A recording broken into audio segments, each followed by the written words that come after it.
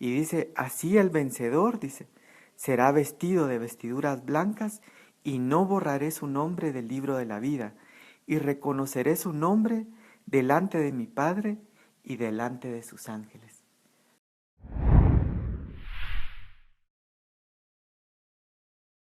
Fíjense que aquí aparece algo que ha sido una de las grandes controversias en el mundo cristiano, y es acerca de si la salvación se pierde o no se pierde. Muchos sostienen que la salvación no se pierde, que cuando alguien ha recibido a Jesús en su corazón, no importa lo que haga, como la historia del hijo pródigo, Dios de alguna forma lo va a corregir y lo va a traer a sus caminos. Y ellos dicen la salvación no se pierde. Pero hay otro grupo que dice que la salvación sí se pierde. Y aquí en este versículo nosotros vemos que Jesús está advirtiendo a esta iglesia y dice que si no vencen, dice, borraré su nombre del libro de la vida. Quiere decir que son personas que en un momento sí se inscribieron en el libro de la vida, pero por la maldad y por el pecado van a ser borrados de él. Entonces aquí viene la respuesta a si la salvación se pierde o no.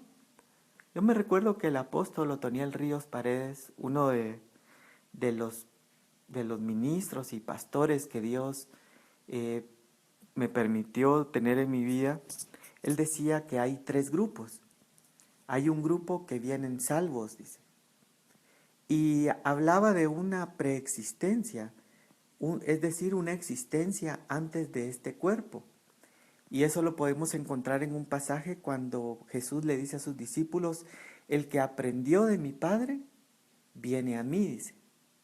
Y ustedes lo pueden buscar ahora en la concordancia electrónica o hasta en Google, incluso esa es la facilidad que tenemos hoy en día con la tecnología, que podemos encontrar más fácilmente los versículos. Pero decía, ¿dónde aprendimos del Padre? Porque no fue aquí en la tierra, fue en otro lugar. Y entonces eso nos habla de una preexistencia o de una existencia antes del cuerpo. Y dice en Romanos 8, a los que conoció, a estos también predestinó para ser hechos conforme a la imagen de su Hijo. Y dice en otro pasaje, según nos hizo sentar con Él en lugares celestiales en Cristo Jesús. Pero ¿dónde fueron esos lugares celestiales? ¿Y dónde fue eso? Eso nos habla de una vida antes de este cuerpo. Recuerdo que mi pastor decía que, por ejemplo, los levitas, todo el que nacía en la tribu de Leví, se convertía en un sacerdote para Dios, porque venía en la tribu sacerdotal.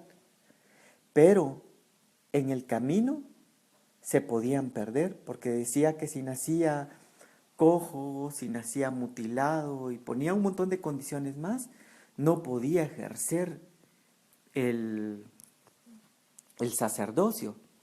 Y otro pasaje que podemos ver también es cuando llegan delante de Jesús y le dicen, Señor, ¿quién pecó para que éste naciera ciego? ¿Él o sus padres? Entonces Jesús pudo haberse volteado y decirles, ¿cómo se les ocurre preguntar eso? ¿Cómo van a pensar que él podía pecar antes de haber nacido? Porque dicen, ¿quién pecó para que él naciera ciego? Entonces quiere decir que si hay pecados aún antes del cuerpo.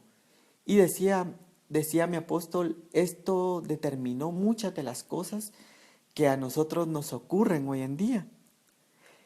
Y a lo que quiero llevarlos es, nuevamente, ya escuchamos que sí hay una preexistencia, sí hay una vida antes de este cuerpo, y ahí fuimos escogidos, fuimos enseñados por el Padre, hemos venido hoy a Jesús a través de esas enseñanzas, pero aún así, decía él, hay algunos que vienen salvados por lo que aprendieron y por las decisiones que tomaron.